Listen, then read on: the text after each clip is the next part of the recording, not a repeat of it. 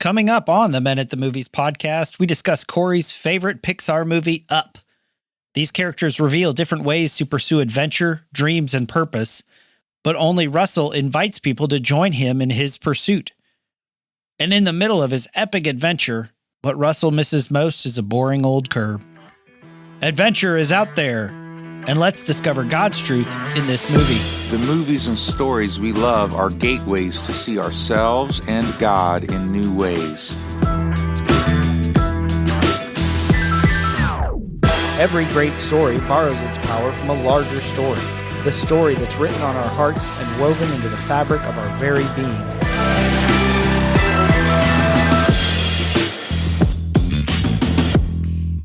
Hello and welcome to the Men at the Movies podcast. My name is Paul McDonald, and joining me this week, my Disney expert, guru, go-to guy is Corey Stumne. Hey, Corey, how you doing today, man? What's up, Paul? Doing fantastic. How are you? Doing well. You said Up is your favorite Pixar movie. But Corey, why, when we started talking about this, why did you pick Up as our next movie to talk about? It's just because Up is such a good movie. I mean, there's not another way to put it. And that's not my opinion. That's the Oscars' opinion, right? It was the second animated movie ever to be nominated for Best Picture, just like Beauty and the Beast. And it's just so good. And I think everyone can get behind it because the main character is actually an elderly person. This is not about a kid. This is actually about an old curmudgeon. That's what the movie's about. And so it's not, even though there's such hilarious, funny kid things about it. You know, you've got literally a squirrel, a golden, exactly. You've got the golden retriever who, if you've ever owned a golden retriever, I've owned literally 7. That is their personality. They hit it right on the head with Doug. That is who a golden retriever is. They're so funny and so loyal. You've got Kevin the bird, which is just maybe the most bizarre animal in the Disney realm, which, by the way, let me just plug this. If you go to Animal Kingdom, Kevin the bird walks around and he's huge. You can go meet him. I don't know if you know this. Oh, I didn't. But if you want me to, I could send you pictures of me and my family meeting Kevin at Animal Kingdom if you want to post them on any of the socials for Men at the Movies. But you can do that. That's a lot of fun. And then, of course, there's Russell, which is Disney's first I believe he's technically Asian American kind of main character in 2009. I think they've had some since then. But so there's just a lot of uniqueness about Up. And if you've seen the movie, which, by the way, if you haven't seen the movie, you do need to pause the episode right now and just go watch it, because none of this will make sense, because this movie is very, very, very we'll call it creative. If you haven't seen the movie, you're going to call it like strange and bizarre. It's about, obviously, this old man who, for a bunch of different reasons I'm sure we'll get into here in just a second, decides one day he should fill his house with, tens of thousands of helium balloons, and his house literally lifts off the ground and he wants to fly it to South America. As one does. And yet, of course, as any good movie, not everything goes according to plan. Yeah. And the thing that Up says over and over and over, one of the big themes of the movie is adventure is out there, and that's what the movie's about. And people love a good adventure movie. That's why Indiana Jones and the Goonies, all that sort of stuff, that's just so successful, because people want to feel like they're going on an adventure. And so I'm really excited to talk about that today, because adventure is important. But what we're going to talk about today, as you know, Paul, is it might not be the most important thing. It is important, and it is great to feel like you're on an adventure. And yet, as followers of Christ, we got to make sure that the adventure doesn't become the idol. Right? There we go. Yeah. Well said. And it's in sort of my realm, my world of people, we talk a lot about adventure, pursuing adventure, things that make our hearts come alive. And even in John Eldridge's book, Wild at Heart, he says we have an adventure to live and what that looks like. And so we're not necessarily contradicting it. But it's sort of like we're coming to a point to say, okay, yes, but when we talk a lot about, doing these podcasts and stuff, it's very, in a lot of ways, very like improv as we talk about things. So it's yes and. But we're like, okay, yeah, okay, we understand, as we were talking about, there's a desire, maybe to take your kids to the Grand Canyon or even Disney World or to do these things. And that could be good and it could be not good. And so we're going to talk about that idea of dreams and adventure gone wrong, I think, and because that's what we see in the movie. So you mentioned how great this movie is, and we could talk for the whole podcast about the first, 5 minutes of the scene, where the music plays. There's no dialogue, but we understand exactly what happened to Carl and Ellie, basically from their wedding to her death. Yeah, so in 2009, I went and saw this in the movie theaters. It was me and a couple of youth group friends, and I believe, if I remember correctly, I think they were all girls when I went and saw this. And I don't know what Up is. I wasn't big into Disney back then, and so we went and saw this movie. And like you said, the first 3 or 4 minutes, there's no dialogue. It's literally just sequences of what it looks like to live a happy marriage, basically. Lots of ups and lots of very hard downs. Right. They battle with infertility. I mean, Disney doesn't say that, but it shows it, right? And eventually, as with every single marriage, it ends with death. Right. And Ellie dies, and Carl goes to her funeral, and he's left there by himself holding a red balloon. And then he just goes, that sequence, he goes to sleep, and it just kind of goes black. And I remember looking around the movie theater and seeing all of these older women with all of their kids, and they're all crying. And I remember just thinking, I just don't know if I belong here right now. I don't know if I need to get a handkerchief out and act like I'm supposed to be crying, but I'm not a crier. And yet this movie really, in every emotion, positive and negative, it just kind of pulls on you a little bit. And there's, again, in that scene, there's no words, which is what's remarkable. Like, we know exactly what's happening through the storytelling. And that's, as we like to say, that's just good writing, because when you show them, you don't tell me what's going on, you show me. And that's what's so well done throughout this movie. And when in Corey's big theme that we discussed, he brought up before I watched it, which was helpful. So he's like, there are things more important than your dreams. Mm-hmm. And so when I watched it, I was like, oh my gosh, when you're looking at it from that perspective of the dreams that these guys are pursuing. And even that's how it starts out, right? Carl and Ellie meet, and she immediately shares her scrapbook. And what is her scrapbook full of but her dreams for adventure is out there. So I believe definitions are important. It's very easy to say words and to think that everybody is on agreement. So when we talk about adventure, I think 3 things we're going to talk about is adventure, dreams, and purpose. Mm-hmm. So when we use those words, and we're going to probably use them a little bit interchangeably, but when we're using those words today, what is wrapped up in each one of those words, Corey? Yeah. So for adventure, I just kind of get the sense when I say adventure, I mean going somewhere else, right? A lot of times adventure doesn't happen in your own house. Yeah. Adventure is when you go somewhere else and it's incredibly exciting and you expect awesome things to happen, right? It could be bad things, right? But they are going to be awesome. Right? Yeah. Could be good, could be bad. Like we use the Grand Canyon, right? If you take your family on a cross-country road trip to go see the Grand Canyon, you expect awesome things, right? Epic. Awesome, yep. Because you're going to see this incredible view, and awesome because something bad's going to happen, right? Yeah.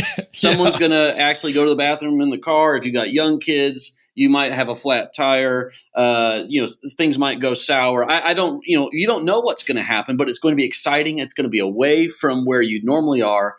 Adventure is out there, but you have to go out there, right? Yeah.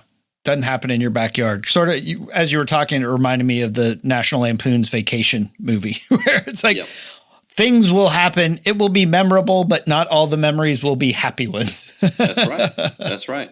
Yeah, that's right. And so that's adventure, for dreams. I kind of feel like dreams are those things that sense of like future accomplishment. And it's that thing that you're striving toward, and it's a future accomplishment. It's not happened yet, right? No, I mean, unless it's a dream fulfilled already. But once it's fulfilled, then it's no longer a dream. It's just reality, right?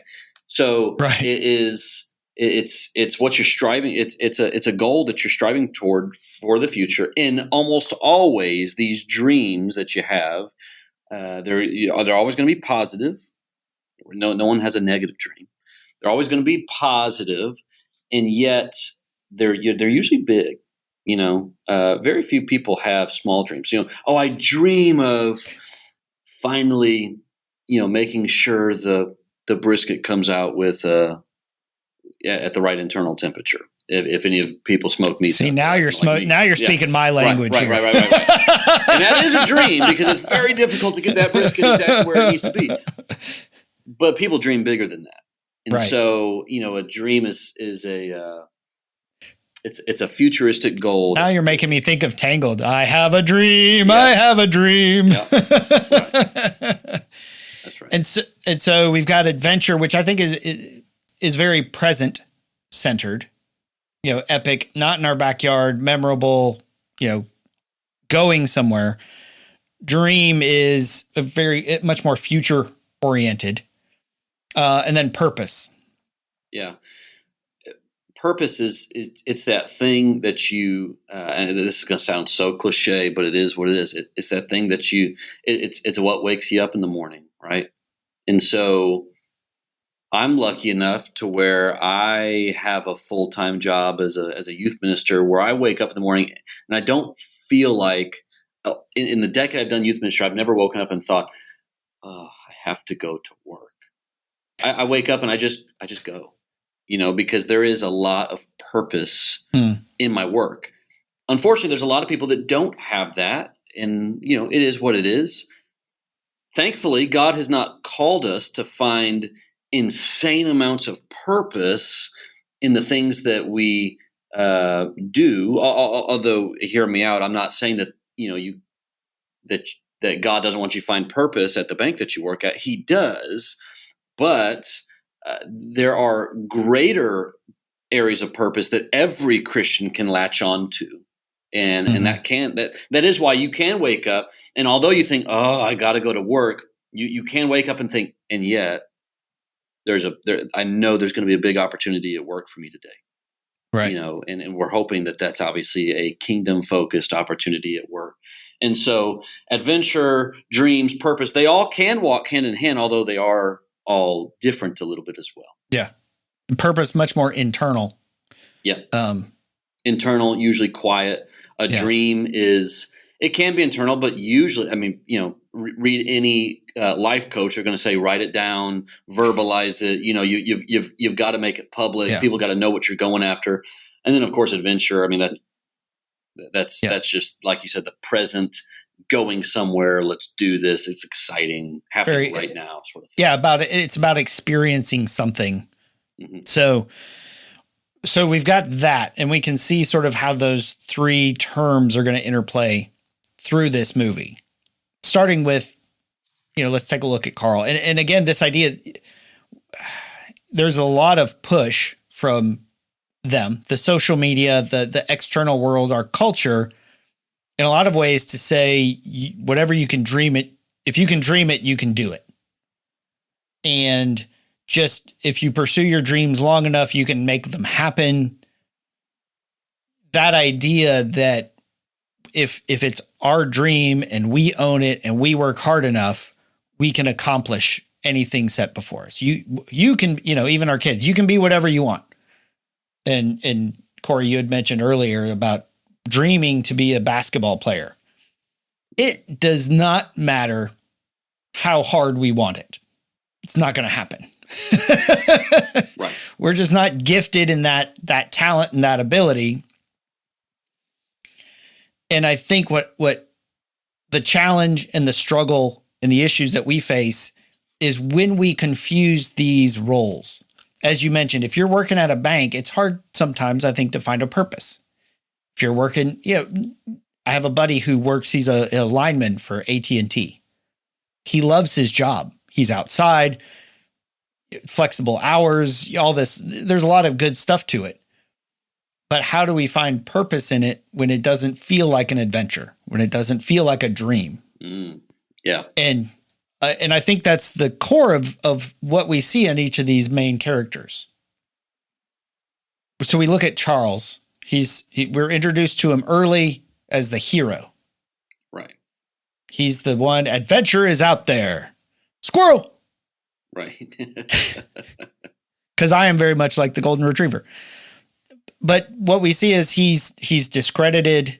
His dream is, being the best, well thought of scientist to encourage others to go on adventures and live their dreams. But he says because he's been discredited because they think he brought back a fraud, he became so consumed is the word I wrote down. He became so consumed by the pursuit of his dream that it changed him. And I think that happens for a lot of us. He ends up killing people. Right. Yeah. And so for everybody listening, I think if you watched this movie once 10 years ago, you might have forgotten. Charles and Carl are two different people, right? Carl is the main character of the story. Charles is, like you said at the beginning of the movie, he is seen as the hero in the black and white film. And yet we find out, takes about 75% of the way through the movie, we find out Charles Muntz is actually a villain, not a good guy. He's living an adventure, but it's not one with good purpose, right? It is an adventure. There's no doubt about it. He does have some dreams, but they don't end with good purposes. They're all self-serving and inward focused and all that sort of stuff. And so, yes, he is that guy. And yet Carl also, and this is where probably culture would start to disagree with us. Carl also is that guy. He has a dream. Now, his dream isn't for worldwide fame and notoriety, all that sort of stuff that Charles is. But if you remember the movie, basically Carl's dream of the movie is that he would live at Paradise Falls, this fictional place in South America. And that's his dream because it was kind of him and Ellie's dream, and yet she has passed away. And so I'm assuming there's a lot of nostalgia there. And I'm assuming there's a lot. I mean, I don't know if I can feel this quite yet. I'm only 32 years old or however old I am. But I'm sure that there is a lot of people out there who their mom passed away or dad's gone. Grandma's not here anymore. Their spouse died. And they feel like they owe it. And I'm not trying to say this belittlingly at all, but I feel like you do need to say it bluntly. It's like you owe it to the ghosts of loved ones past to do this thing. And if you do this thing, whatever the thing is, right?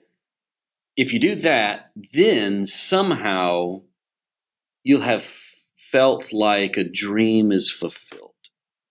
You'll validate your existence. Validate your existence, validate your experience, right? Yeah. And you'll feel like a dream is fulfilled. And that's what Carl does. I'm going to ask you to think about a movie logically, about a movie where the purpose of the movie is like a house is lifted off with balloons and travels across a continent in 3 days, okay? But if you think about it logically, Carl and Ellie were balloon sellers at the zoo. They were never going to go live in South America. Okay. Like it was a long shot thing. It's what they always dreamed of, but it just wasn't going to happen. And yet when Ellie passes away, it's like Carl says, it's almost like he feels like he can't have closure with the experience of his wife until he finishes this dream that they started. Yeah. And I think that's pretty significant. And I'm assuming that there's a lot of people out there that also feel this way. I can't have closure with this relationship that I once had until fill in the blank. And that's what the movie's about. That's what the movie's about for Carl, right? I have to do fill in the blank. Therefore, that's when I'll get closure, right? Yeah. And we see that actually happens even before Ellie dies, because he's looking at the scrapbook, and the scrapbook is a really key piece of the movie. Even in the beginning where Ellie's sharing her dreams with Carl, as I mentioned, but then he's looking at it and it gets to the stuff I'm going to do. And he looks at that and he sees all the stuff they haven't done. Mm-hmm. And that's when he goes and you see his face change, and he goes and he buys tickets, but then she gets sick. And so they can't ever actually go to South America. And so, yeah, as you mentioned, the infertility. So from what we see here's a guy who has been unable to help his wife accomplish the dreams that she stated. Having a baby, having a family, living on Paradise Falls. And so he feels like a failure as a husband because of what he didn't do. And jumping ahead and towards the end of the movie, when he's sitting down, he quote unquote accomplishes her mission. The house is on the falls. He's got all the chairs set up just as if she's still alive. Interestingly, at that moment, Russell's stuff is in the chair that Ellie would have been sitting in. And he's going through, and he doesn't even know that there's pictures following the stuff I'm going to do. Right. Yeah, that's one of the most important parts about the whole sequence of the events is at the front of the movie, you know, like you said, he opens up the scrapbook, he sees the things I'm going to do. And my wife was watching this with me this weekend as I was preparing for this. She was like, who doesn't like turn the page and check out, like, is there more in the scrapbook? Who just looks at that and thinks, I guess the scrapbook's over. But I guess he doesn't turn the page, right? And right before his house actually fills up with the balloons and they go and he is headed in the air in his house to South America, right before he does that, he looks one more time at the scrapbook and sees the stuff I'm going to do. And he sees that it's not as full as he wants. He kind of gives a little bit of a sigh. You know, this is one of those points of the movie where, you know, you could, as a minister, I'm always looking for, okay, where's the sermon start, right? I'm looking for, where's the sermon start? And I feel like this is kind of where the sermon starts, is at the front of the movie where he's about to get evicted. If you don't remember the movie, he literally whacks a construction worker with his cane and he gets in trouble and he has got to go to court for it, and he's going to get evicted. He's going to go to kind of an elderly care home sort of a place, and he's going to get evicted. And so his plan is obviously I'll just take the house with me. And so he's going to fill up the balloons, but he doesn't do it just yet. And he's looking at the scrapbook one more time and he sees it. I kind of see that empty page that says things or stuff I'm going to do. And he sees it's not as full as he wants. You know, I'm wondering if we had scrapbooks of our lives, which some of us actually quite literally do. I know my wife does scrapbooks, but let's say you don't. If God were to give you a scrapbook and say, this is what your life looks like, here's all the pictures, right? And there's a page to it and it says stuff I'm going to do. This is the dreams section, right? Stuff I'm going to do. What is it that you're hoping to accomplish from this point forward, moving on in your life? What are you really hoping to accomplish? What are you hoping to do? What are you hoping to see? I think this is a really good question. I'll state it maybe once or twice. But do you feel like God's purpose for your life is to have some sort of wholesome, self-serving adventure? Do you feel like God's purpose for your life is to have some sort of wholesome, self-serving adventure? Because I really do think that there's a lot of people out there, a lot of Christians, well-meaning Christians out there. And I know logically they would say, no, that's not the correct answer. The correct answer is to serve God and his kingdom, or whatever the right churchy answer is.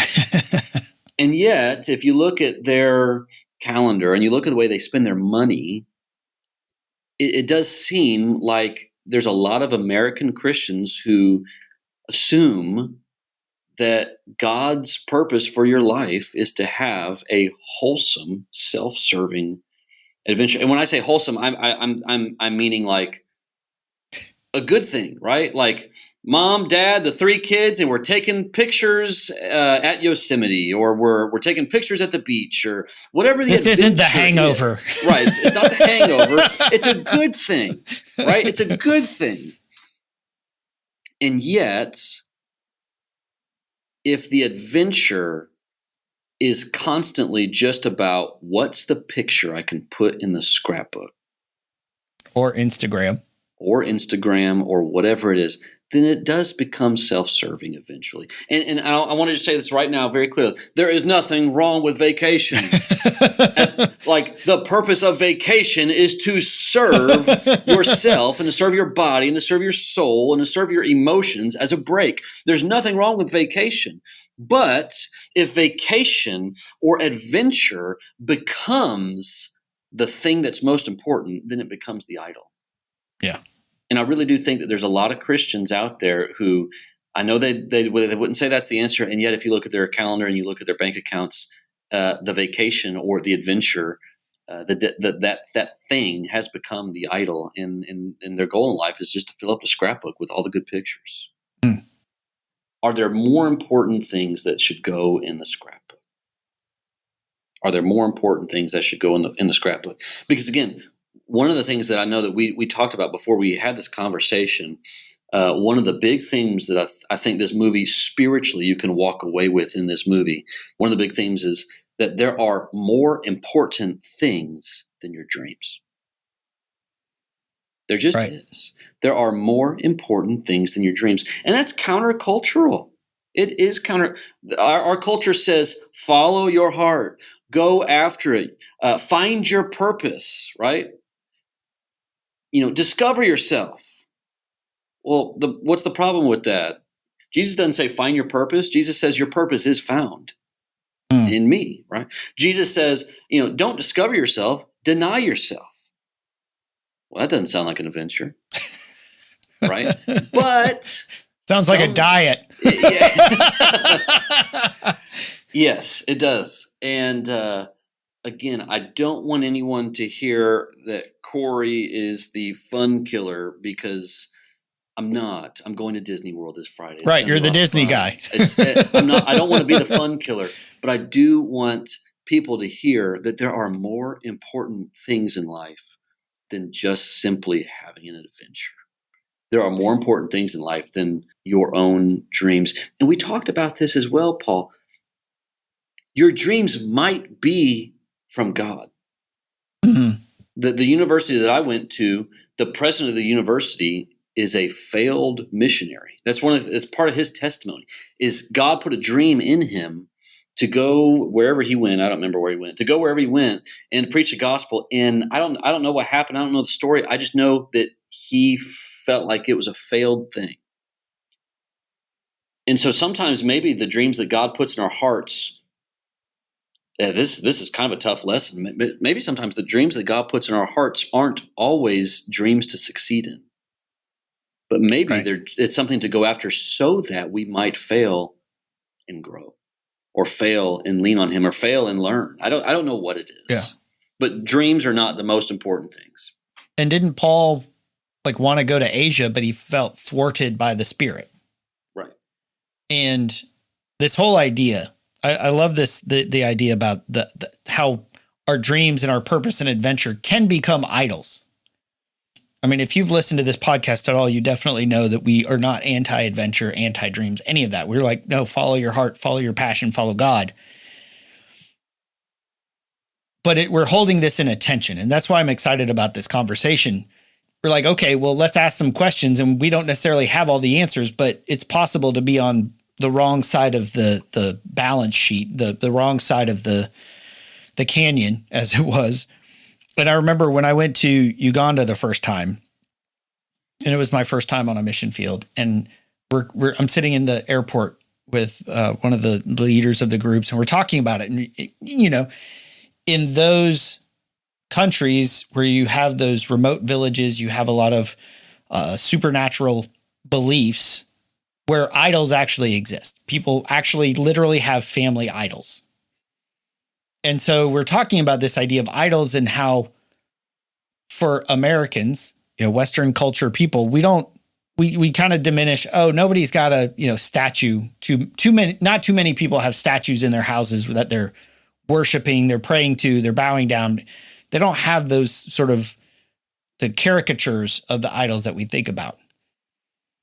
And my friend said something that has jumped out. I have ADHD. I don't remember conversations I had yesterday. So this conversation from 7 or 8 years ago, and this line that the things that we hold on to too tightly become our idols. And we weren't talking even about, as we said, these sort of pleasure-seeking, self-serving stuff. It could be work. It could be volunteering. It could be your kid's behavior. The things that we see Charles and Carl doing are dreams that are held on to too tightly. And we see them, whether it's Charles and his very, antisocial, doesn't trust, isolating. And then the same thing with Carl. He's checked out. He's withdrawn. Both of them are consumed by their dreams, but the purpose has been corrupted. Yeah, that's right. And when we're looking for some sort of litmus test, some sort of, hey, is this a good dream or a good passion or a good pursuit or not? As you said, that question, is God's purpose for me to have some sort of wholesome, self-serving adventure? The way to do it is to see the impact. What is the impact? And so we've talked about Charles and we've talked about Carl, and now I want to talk about Russell, because what we see in Russell and his approach to his dream, because he had a dream too.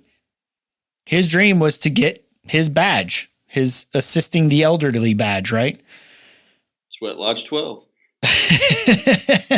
Our favorite Boy Scout. Yeah. But what is the impact of his pursuit is an increase in relationship. He engages, you see Charles by himself with his dogs, but his dogs aren't relationship. His dogs are his minions. Carl just wants to be by himself until he actually gets there and realizes that's not really what he wants. Russell, everywhere he goes, he's inviting people in. People get invited to his adventure and to his purpose. And because, first it's Carl, and then it's Kevin, and then it's Doug. And those 3 different interactions of people that he gathers around him, Doug is an outcast by his pack. He's considered a failure, a flop. As you mentioned, he's the golden retriever, just lovable squirrel. Right. Distractible, not very trustworthy, but he'll give you his loyalty in a heartbeat. Kevin is someone in need. She has to get back to her babies. Right. And Kevin is a girl. Just for because we're about to really get confusing on Kevin's pronouns, and no, we're not having that kind of podcast today. But yeah, for half the movie, Russell assumes this giant, beautiful, exotic, rare bird is a guy, is a male name, and he names him Kevin. But he finds out that Kevin has babies, and so Kevin's actually a girl. So Kevin is a she. It's going to be a little confusing moving forward, but figured we just clarify that. And like we said, his dream was to get his badge, but why does he want it? And I think we'll go ahead and play this clip, because they're in South America, and they're pulling the house. They're walking through. They've discovered Doug. They've discovered Kevin. They've gotten away from of Charles, and Russell shares why it is he wants his badge.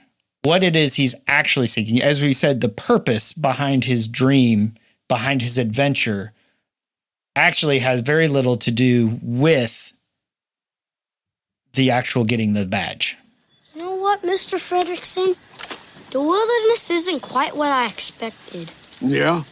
How so? It's kinda wild. I mean, it's not how they made it sound in my book. Get used to that, kid. My dad made it sound so easy. He's really good at camping and how to make fire from rocks and stuff. He used to come to all my sweat lodge meetings. And afterwards, we'd go get ice cream at Fenton's. I always get chocolate and he gets butterbrickle. Then we sit on this one curb right outside, and I'll count all the blue cars and he counts all the red ones, and whoever gets the most wins. I like that curb.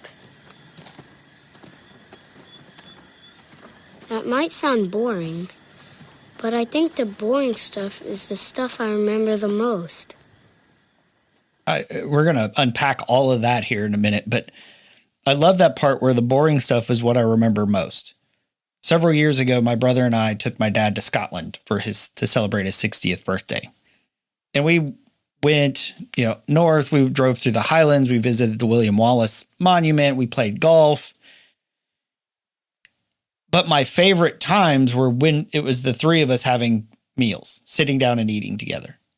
And like more than playing golf at St. Andrews or Royal Troon or Prestwick, more than the William Wallace Memorial, more than going to Edinburgh. It's like my favorite part was the part where we're sitting down, sharing a meal and laughing together. Yeah. And that's what we see with Russell is his pursuit of his dreams and his purpose and his adventure. The goal is relational to the core. Right. Like he is chasing relation through the adventure. Right. And for everybody who kind of maybe haven't seen the movie in a while, you got to remember that isn't it just right before this that Carl learns that maybe Russell doesn't come from maybe quite the most whole and traditional family. And we don't get many details, but we just know that mom and dad are definitely not together, and it would sound like dad is not quite as present as a great Disney dad is. He's no Goofy and Max sort of relationship. and so, Russell, again, this is just super, super good line, super good quote. Russell talks about, the wilderness is quite not what I thought it was going to be. It's not like the books said it was. Right. It's wild. Right. Yeah. And so he says that, and he gets to talking about his dad and how, his dad used to come to his sweat lodge meetings, but I guess not anymore. They used to go get ice cream and they'd sit on the curb and count the cars. And of course he says the incredible line. He says, I like that curb. It might sound boring, but the boring stuff is the stuff I remember the most. And I think this is so significant because what is happening? Again, we're trying to think logically about maybe the most illogic movie of all time. But Russell is on another continent. Quite the adventure. He's on another continent, and he is pursuing a dream. His dream is because they said this. They said, when you said they're pulling the house, again, if you haven't seen it or haven't seen it in a while, the house is still elevated with some balloons, but they've got the hose to the side of the house. And so they're pulling it like a parade balloon. And they landed about 3 miles away from where they're trying to go. And Russell says, "Hey, Mr. Fredrickson, if I will assist you in pulling the house to Paradise Falls, will you sign off on my badge?" And so in the midst of all this, Russell's having an adventure, and yet he's also pursuing his dream still. He's still going for the badge. He's pursuing the dream. And so in the midst of having an adventure, in the midst of pursuing his dream, he's also surrounded by the rarest exotic bird of all time and a talking golden retriever. It's a talking dog! And they're on another continent. And yet in the midst of all of that, Russell's thinking about a curb. Yeah. I just think it's incredibly profound. In the midst of all of that, Russell's thinking about a curb, a concrete curb that he used to sit on and count cars with. I don't know what the concrete curb is for everyone that's listening, but everyone's got one, right? That thing or that place, that time, that hobby, that habit, that if you really thought about it, it's boring. And yet it's the thing that's the most important. And it's because it was that boring thing that actually cultivated the important relationship. It's pretty clear Russell longs to have a better relationship with his dad, but relationships are a two-way street. And I know a lot of our listeners probably can really feel that. Like, yeah, you can want to be close to your mom all you want, but it's a two-way street. And Russell, in the midst of this insane adventure, in the midst of the insane circumstances surrounding himself, he's thinking about a curb. And he says, I like that curb, but even though it sounds boring, the boring stuff is what I remember the most. Isn't that why we make scrapbooks? I mean, think about it. My wife makes scrapbooks and she's got them for our kids. Why are we making them? Well, what do we scrapbook?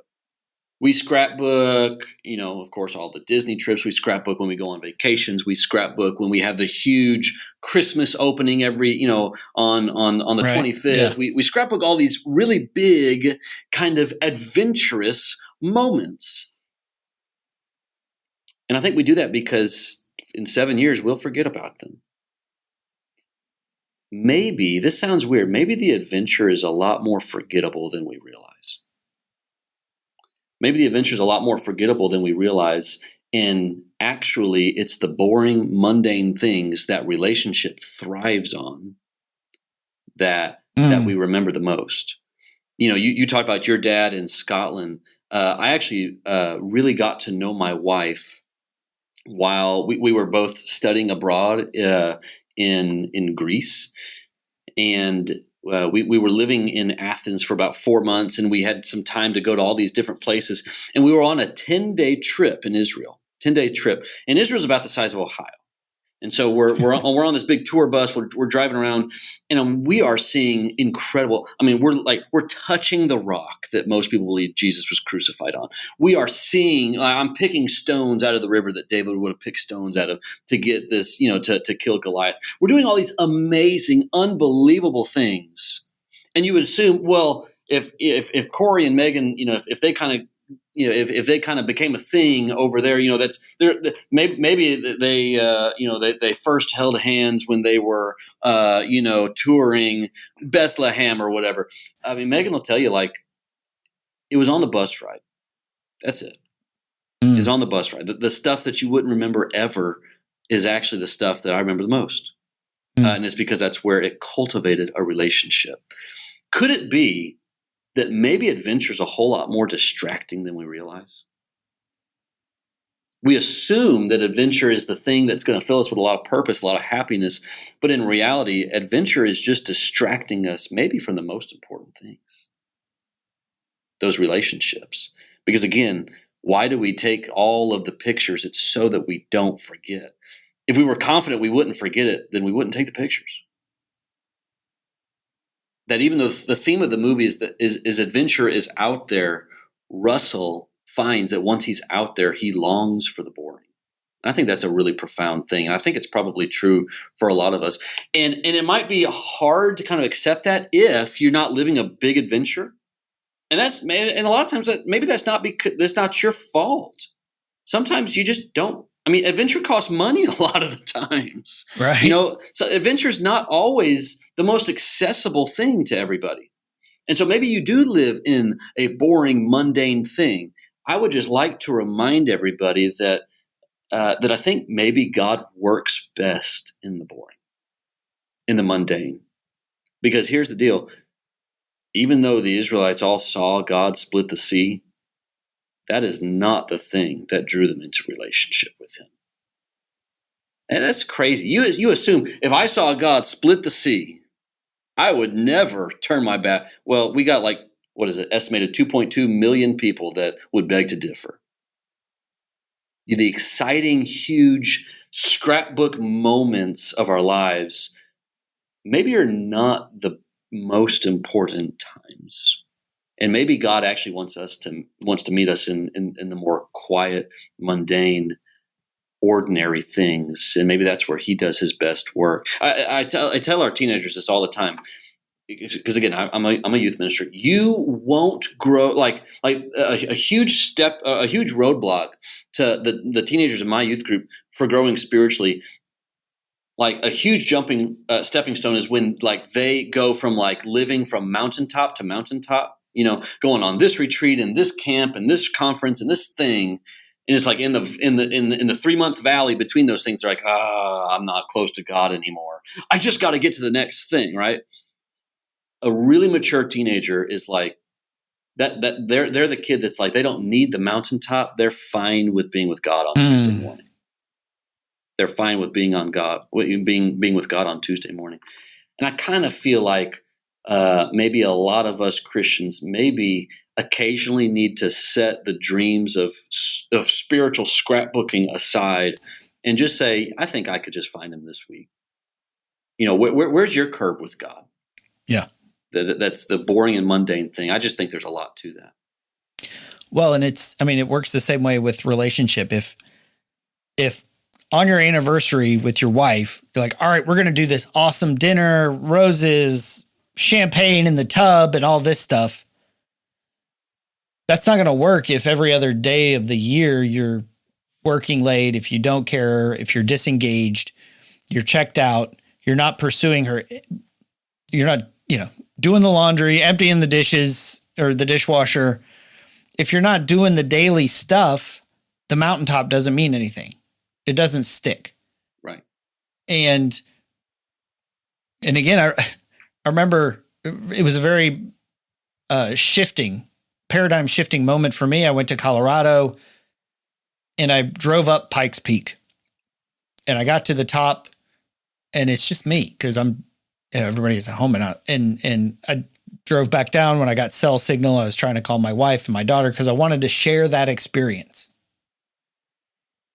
And I told her, I was like, I don't want to do that. I was like, I don't want to me, a buddy of mine was talking about going fishing out in Cabo with clients. I was like, that sounds terrible.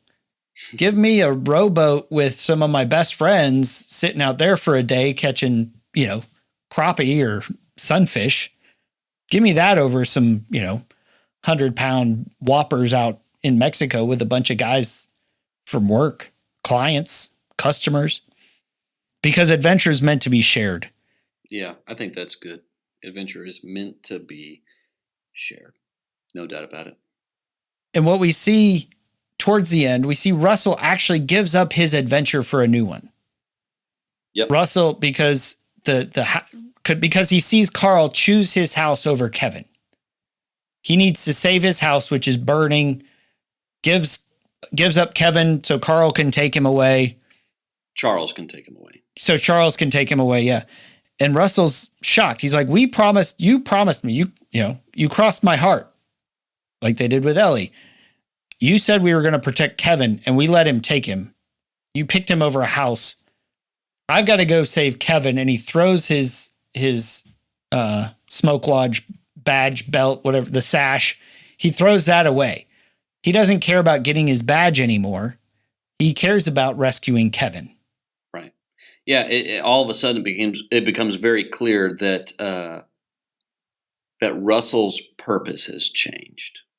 Right. Russell's dream has changed, and maybe he still has the dream, but maybe not changed. Maybe the dream has been knocked down a couple notches in importance. Right. And so I really do think that I'm assuming that that's probably the final straw in Carl's story. Watching, I don't know how old this kid is. Let's call him 10. Watching a 10-year-old kid self-sacrifice his dream for a greater purpose when Carl is literally hanging on to stuff. And so, of course, they, the house eventually loses helium and settles at Paradise Falls, and Carl goes in. We already talked about this. Carl goes in, and he sits in his chair right next to Ellie's empty chair. And it's one thing I love about this part of the movie is that they don't do music. We talked about this. Up won a Grammy and an Oscar for Best Original Score. It's got amazing music. Yeah. And yet in the climax of the movie, it chooses to go silent. and he just sits there. And I think everyone in the audience kind of just watching this, he just kind of looks around at an empty house, at a house that's surrounded by beauty, but surrounded by nobody. Mm-hmm.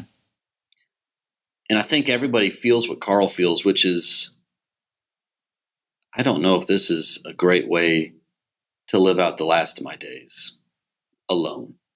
Sure, in a sense of accomplishment, sure. He literally accomplished his dream, but I mean, I don't know if you've done this where you've had this huge dream. I know I felt this. I'm an author, The Man Called Messiah. Yeah, subtle hint. Go buy it on Amazon. I need you to buy it. But I wrote this book. It's really good. I got a copy and I read it a couple weeks ago, and I really enjoyed it. I appreciate it. I've got another book that's supposed to be coming out. I work with an agent now, so it's a lot slower process. She wants it perfect, so I've got to figure all that out. But anywho, in 2021, in August, after 3.5 years of laboring over this book, I published it. And I remember like a couple of weeks after I published it, I remember going on Amazon and just looking at it, thinking like, wow, like I wrote a book and it's up there. And I remember thinking, now what do I do? Like people are buying it. I've had a couple of people text me about it. Okay. And it's like this huge dream that I was going after. It's like once I get it, most dreams, once they get accomplished, you realize that I'm not quite as satisfied as I thought I'd be. Mm. Most dreams, right? I'm not quite as satisfied as I thought I'd be. And that's exactly what happens to Carl. He's sitting in his house all by himself. There's no music. It's silent. And it's going to be silent because there's nothing around him. And he's sitting there. And you have to wonder what he's wondering. And yet he pulls out the scrapbook, right? We talked about how the scrapbook is kind of the thing that kind of squares this whole movie and structures this whole movie. And he pulls out the scrapbook and he turns and he's looking at some of the pictures and he turns to the page. And of course, it's the page that says stuff I'm going to do. And then he turns it again. And again, my wife says, how in the world did you not know there was more behind the page? But he turns it again and he sees a couple of the pictures of their life, him and Ellie's life in their older years. And then the last picture is her and him in the hospital. And she writes a little note in the scrapbook, and the note says, "Thanks for the adventure. Now go have a new one." Yeah. It's Ellie's way of releasing him from the power of nostalgia, from the power of the past. And I am confident there's a lot of people that's probably listening that probably could really be released from the power of the past, and have the permission to move forward in life. If you feel like you've made a lot of past mistakes and those are haunting you, maybe you need to hear God say, hey, it's time to go have a new one, a new adventure, a new dream, a new purpose. I see so many parents of teenagers that when their kids graduate and leave the house, they just really struggle spiritually. And I've got some parents of teenagers right now who are really struggling spiritually because now their kids are in college and now it's like this giant part of their identity, which is raise godly kids. I'm not saying it's over, but the day-to-day, you don't know how to do it. The day-to-day stuff is kind of over, and you don't know what it means to be dad anymore. Right. And so it's kind of like they need to go live a new adventure. And give yourself permission to actually do that. Yeah, and to move forward. And I think that's what happens in this scene is Ellie's little handwritten note that's just a sentence long gives him permission to say, this was a great dream, us moving to Paradise Falls. This was a great dream. But if you find something that might be more important, then go do it. Yeah. And that's what he does. And so what's hilarious is Russell he attaches like a bunch of balloons to his backpack and gets a leaf blower. Yeah. Again, this is not the most logical movie of all time, but he flies off and he's going to go to Charles Muntz's, what is that thing called? The giant balloon that he had? Dirigible. Okay, I've never even heard that word. I'm assuming everyone else knows what that word is. The giant balloon, that's got, that floats over the Super Bowl, every year. That's what Charles Muntz is in. And so Russell, he's got his balloons, and he leaf blows himself up to the top, and he's going to go after Kevin. And that's when Carl realizes his dream is over, and that's okay. And it's time to find a new purpose. It's time to live a new adventure. And it's time to find a bigger dream, a greater one that brings people in. I love how you said that. One that brings people in rather than pushes people out. And so what does he do? He quite literally, like his house, there's not enough helium. The house is on the ground. And so what does he do? He starts throwing stuff out. And once he gets a lot of the stuff, and it's not just like the TV, he's throwing like pictures. Yeah. The chairs that he sat in. He's throwing everything out in order He's for letting the house. go of the past to pursue the new adventure. And quite literally, he is like deflating his past dream, right? He's throwing it all away so that his house elevates and also joins Russell in their quest to save one of their own, which is a giant girl bird named Kevin. And I kind of just feel like this is a positive spin. This is a positive spin on the rich young ruler, where Jesus comes up to him and he says, "Hey, rich young ruler's like, hey, I want to follow you." And Jesus is like, "Okay, well, here's what you got to do: love God, love your neighbor, go for it." He's like, "Yeah, I've done all that. What? Anything else?" And Jesus is like, "Well, why don't you give up everything you have and follow me?" And the Bible says that the rich young ruler walked away sad. Not bitter, not angry, not disappointed, not confused, but sad. Why? It's probably because he really did want to follow Jesus. He really did love Jesus. And yet, he was so, like you said, he was holding tightly to other things. Probably good things. It's not like they were bad things. Stuff isn't bad. But he was holding tightly. And Jesus saw that and he says, "Hey, why don't you let go?" And he says, "I can't." And the really neat thing in that was it said, as he walked away, Jesus watched him and loved him. Yeah. Yeah. Which I think is such an interesting addition. And I think Carl has this rich young ruler moment, maybe rich old ruler, since he's an elderly person. But he has this moment where in order to chase the new thing, in order to follow the new thing, the new dream, the new adventure, he's got to let go of everything. And in his case, he does. And he quite literally throws it all out the door and he starts to rise with his house. And I just think it's a really, really beautiful, beautiful concept. Are you willing to give up everything and follow Jesus? Are you actually willing to do it and chase him? And so I think that's a question we need to think about.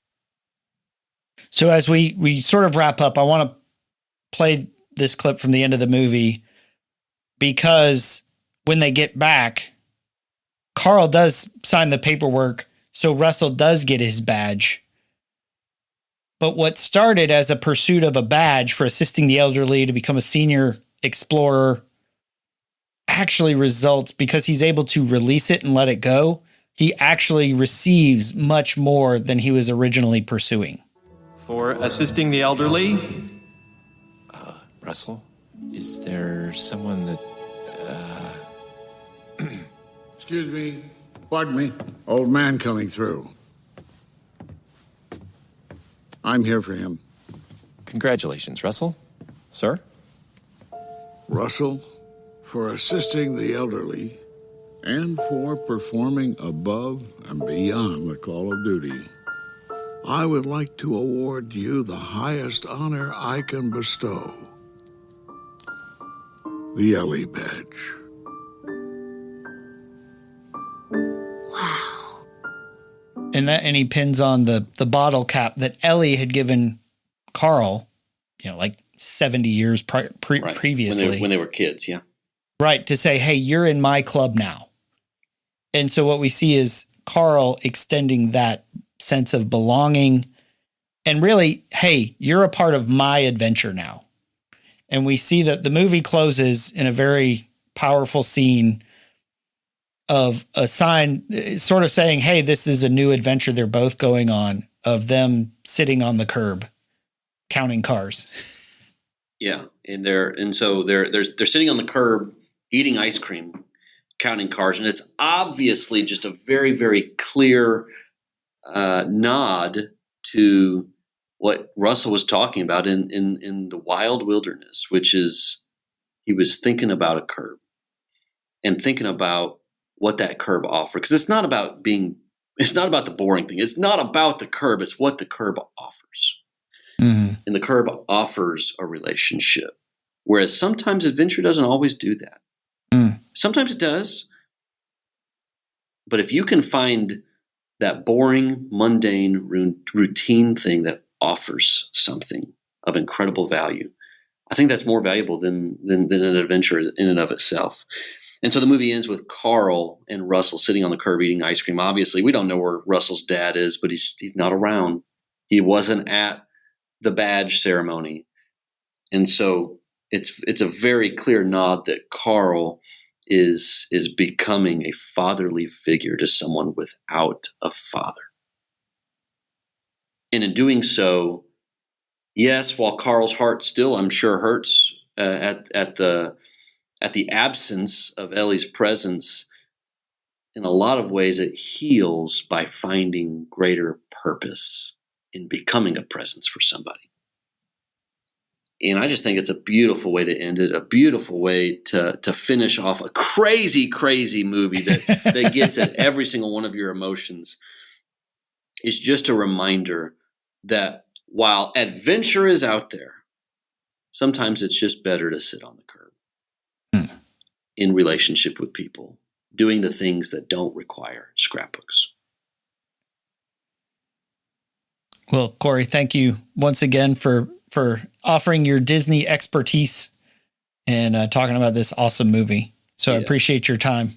Of course, it's super fun. Looking forward to doing it again. But yeah, this movie is so good. Again, if you're listening and you haven't, if you're kind of like me, maybe you left that movie in 2009 when you haven't seen it in a while, go watch it. It's really good. It's a great. Just make sure you got some tissues handy. Yeah, of course. Just in case you get ambushed. So this has been Paul McDonald and Corey Stumne talking about Up, that Pixar movie from 2009. So we hope you enjoyed it, and we hope you join us next time here on the Men at the Movies podcast. Something inside has been awakened. I can no longer be who I was before. But if I am no longer who I was, who am I to be?